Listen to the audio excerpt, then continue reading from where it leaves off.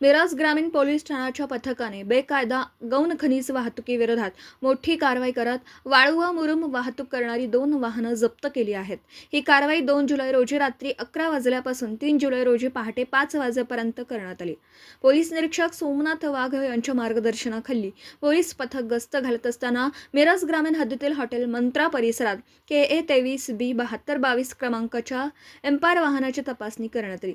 यावेळी चालक जुबेर अशफाक पटेल वय वर्ष 30 राहणार औरवाड तालुका शिरोळ जिल्हा कोल्हापूर हा कोणतेही वैध परवानगी नसताना बेकायदेशीरपणे वाळूची वाहतूक करताना आढळून आला. यानंतर MH10AQ 1629 क्रमांकाच्या दुसऱ्या वाहनाची तपासणी केली असता चालक युवराज शंकर यलपर्टे वय वर्ष 29 राहणार मालगाव तालुका मिरज जिल्हा सांगली हा वाहनातून बेकायदेशीररित्या मुरुम वाहतूक करत असल्याचं निदर्शनास आलं. दोनही वाहनं ताब्यात घेऊन पंचनामा करण्यात आला असून पुढील कारवाईसाठी सविस्तर अहवालासह तहसीलदार मिरज यांच्या ताब्यात देण्यात आला आहे. या प्रकरणी पुढील कायदेशीर कारवाई तहसील प्रशासनाकडून केली जात आहे. ही कारवाई पोलीस निरीक्षक सोमनाथ वाघ, सहाय्यक पोलीस फौजदार प्रवीण यादव, पोलीस हवालदार भरत पवार, सचिन हक्के, चालक मनोज जाधव, रामचंद्र शिंदे आणि प्रदीप कुंभार यांच्या पथकाने केली.